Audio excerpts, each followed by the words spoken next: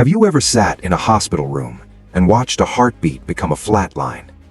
Have you ever stood at a graveside and felt the ground beneath you shift, not from grief alone, but from the sudden, terrifying thought, is that it? Are they just gone?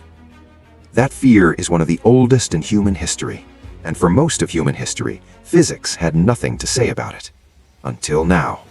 Because when you look at death through the lens of physics, not biology, not religion, not philosophy, something remarkable happens. The word disappear vanishes from the dictionary. Let's start with the most fundamental law in all of science, the first law of thermodynamics. Energy cannot be created. Energy cannot be destroyed. It can only be transformed from one form into another. When a person dies, every joule of energy in their body is still there. Every single atom, not one missing. What you're watching is not disappearance. It's a phase change, like ice becoming water, water becoming steam. The form changes, the substance doesn't.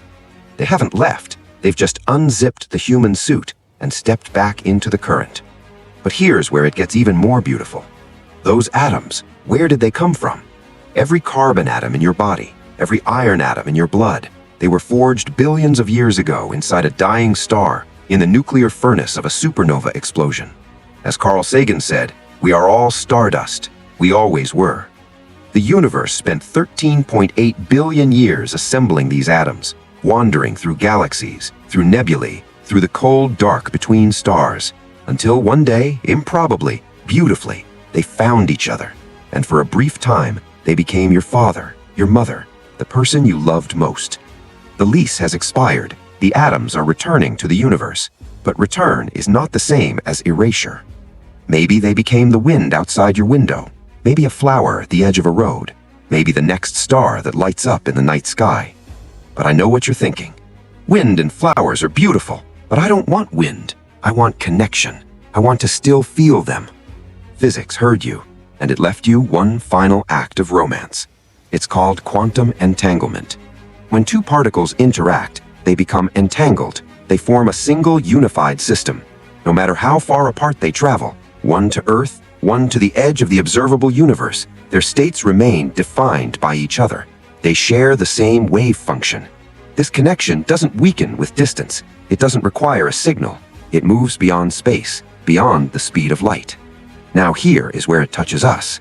If you believe that people are made of atoms, and atoms are made of particles, then you have to accept what follows. When you live with someone, when you breathe the same air, when your skin touches their skin, when your eyes exchange photons across a room, at the microscopic level, the billions of particles in your bodies have been entangling with each other for years. Physically, literally, part of you has become part of them. Part of them has remained inside you. And quantum entanglement doesn't end when a heart stops beating. The wave function doesn't break when the body does. Even in the latest research on black holes, physicists now lean toward believing that information is conserved. A person's memories, their personality, what some would call their soul. At the deepest level, these are a set of extraordinarily complex quantum information. That information may be scattered, spread across the background radiation of the universe, but it has not been deleted. Think of a book burned to ash. You can no longer read the words, but the molecules of the ink, the molecules of the paper, they are all still there. Physicists believe that a sufficiently powerful, all-knowing perspective, like the legendary Laplace's demon, could theoretically reverse engineer from the current state of every particle in the universe the complete picture of every person who ever existed. Nothing was deleted. Everything was encoded. So this is not a final goodbye. This is a temporary parting on a very long journey. You and the people you love were originally fragments of the same star.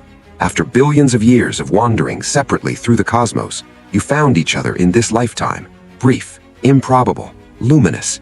Now they've left for the next stop, a little ahead of you. And billions of years from now, when the sun dims, when the earth dissolves, when you too return to atoms and rejoin the cosmic ocean, your particles will find each other again. They will entangle again. Maybe in the next Big Bang, you'll form a binary star together, hands linked, orbiting each other across eternity. Death is not an ending. It's a reunion with the whole. So maybe the words are not goodbye. Maybe the words are, see you on the other side. Because every breath you take right now is preparation for a future reunion. So live fully. See the world they didn't get to finish seeing. Live the days they gave back to the universe. Don't be afraid of separation, because in the quantum world, there is no such thing as true separation. If you are missing someone right now, know this: your quantum states are still resonating. And in this infinite universe, we will meet again.